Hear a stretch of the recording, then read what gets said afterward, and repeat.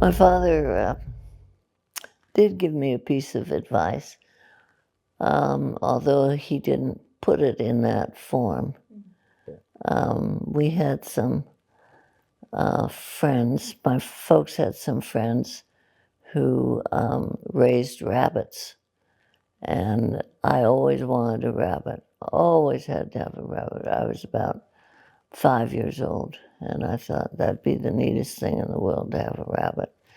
So my father made a deal with me that if I would take care of my rabbit, that meant cleaning the cage, that meant feeding the rabbit, taking care of the rabbit, we could go down to my folks' friends and I could pick out my own rabbit. I thought that was the coolest thing in the world. So we went down to the Browns' rabbit hutches, and I picked out a rabbit that I thought was the one I had to have. And so I was able to have that rabbit. And on the way home in the car, my dad asked me why I'd picked that rabbit. And I have no idea to this day what I said, but I gave him my reason. And I said, why? Which one would you have picked? And he said, oh, I would have picked the one with the crooked ear. I said, he was funny looking. And he said, that's why I would have picked him, because he needed more love than the other rabbits. Just because he was different didn't mean there was anything wrong with him.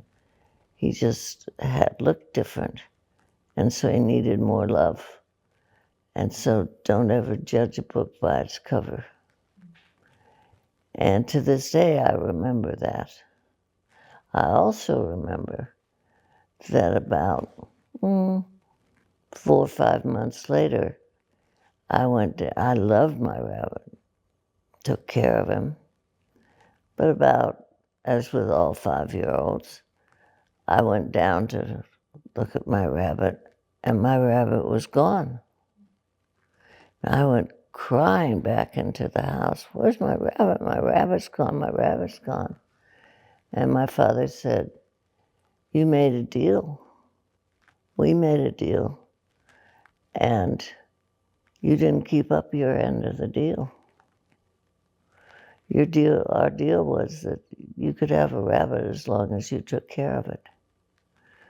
And you didn't keep up your end of the deal.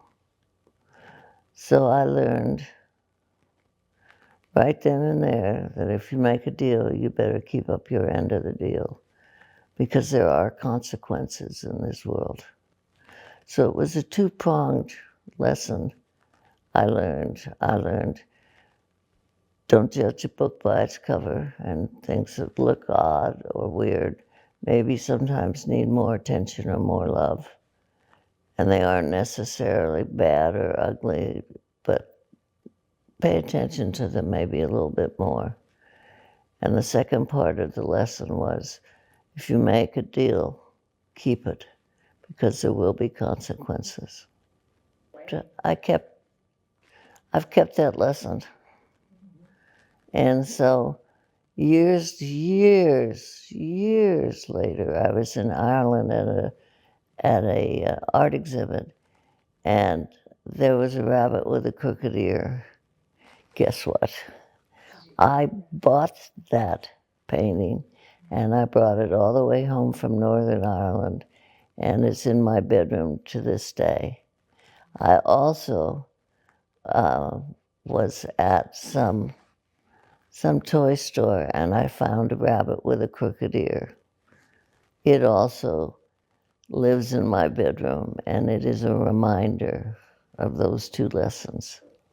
But it's amazing what parents can do or say, and maybe not necessarily intending them to be a major lesson in a child's life. But boy, those two things really left a big imprint on me. So anytime I see something a little bit different or a little bit strange, I try to remember, don't judge a book by its cover. his integrity as a human being.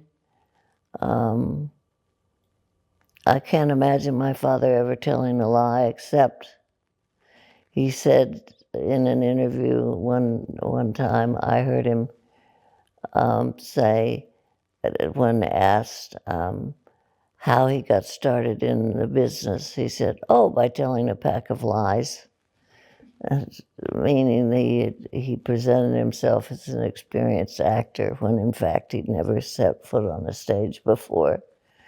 But my father had a wonderful integrity, both personally and professionally. He was a consummate professional, and personally he had a great sense of personal integrity. Well, some people thought he could sing. I wasn't one of them. However, he sang every night on Broadway in Peter Pan, and everybody loved it. So I think maybe I'm in the minority when I'm not a great fan of his singing. And then he did, I'm never going to remember the name of it. He did Horrible, Horrible Men with on television one night, and he did some farcical singing, which I think gives credit to my opinion. So, but I don't think he could have been a song and dance man. Oh, drama, he was excellent. The Lark opposite Julie Harris, he was nominated for a Tony, and he did comedy when he was on the Dinah Shore show, and some of the guest appearances he made on various television shows. He spoofed his own boogeyman image with great comedic, showed great comedic talent. And he loved spoofing his own boogeyman image when he did some of the Corman films. That's essentially what he was doing with Peter Lorre and Vincent Price, and they had such a good time on those sets.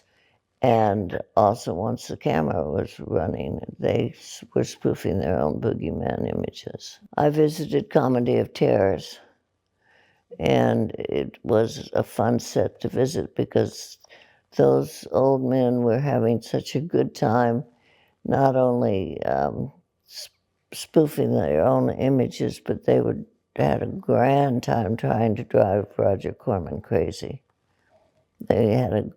They really enjoyed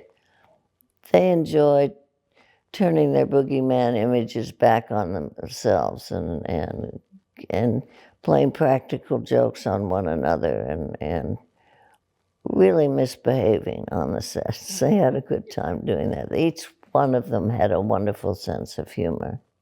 They tried to drive each other crazy as well as Roger Corman because they were fond of each other, known each other, worked together before. And for instance, Peter Lorre never bothered to learn his lines, which drove my father crazy because he was so specific in his ability to memorize his lines and be ready at all times with his lines, and Peter would just sort of ad-lib, and that drove my father crazy. And Vincent, of course, always knew his lines, Vincent Price. So it was just a sort of a crazy set. He came home from work one day, and he said, there's a young man in this movie that's really going to turn out to be something. And it was Jack Nicholson.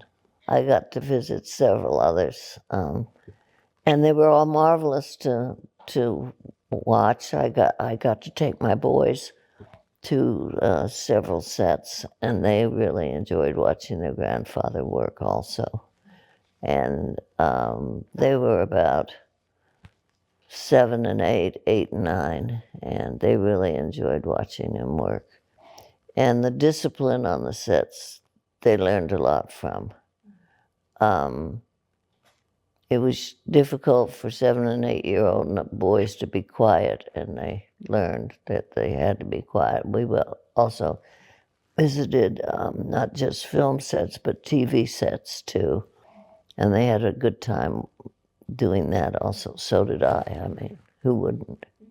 I don't think my kids got to see him on stage. I certainly did. One of the ones that I got to see was Peter Pan, and I got to go back east and see him in Peter Pan, and he had arranged for me to see it both, I mean, not just both, but from the front and from the backstage and from the wings and every which way. And at the end of my week's visit, he said, "Well, I can see you don't have the fire in the belly.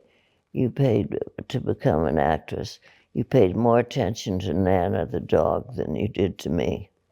So he said, "I don't think you're going to become an actress." I know, I mean, the dog or my father, the dog or my father. Wasn't exactly a rabbit, but it was a dog. I paid more attention to Nana the dog. My father really didn't bring his work home.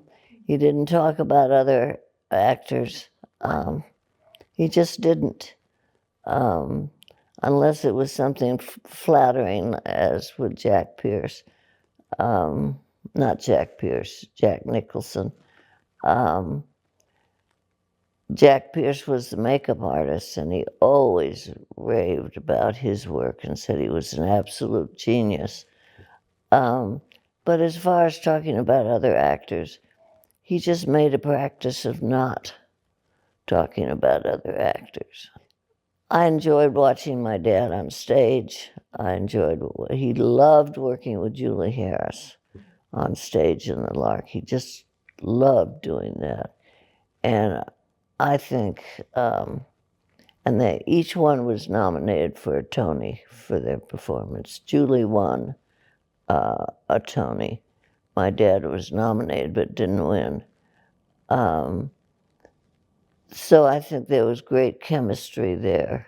It's a very important film, and it was so totally, Targets is a really important film, and it was so overlooked and so short-lived in the theaters. And you're absolutely right. It's becoming and will remain a very important part of film history. And when you consider the magnitude and the scope of the job that Peter Bogdanovich did, and the